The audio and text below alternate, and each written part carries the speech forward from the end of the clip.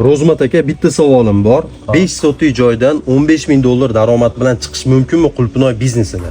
Albatta chiqishi mumkin. Yaxshi bo'lsa 5 sotix joyda 8 tadan ko'chat yerga ekilsa, 4 mingta ko'chat ekiladi va yarim kilodan hosil hisoblasak 2 tonna hosil beradi.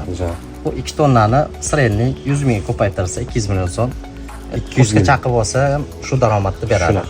Bu yerda bo'ladigan bo'lsa. Bu yerda bo'ladigan bo'lsa, stelajda bo'ladigan bo'lsa 2 barobar ko'chat ketadi va 2 barobar daromad olishlari mumkin. Bu degani pash 400 millionlik mahsulot sotishingiz mumkin.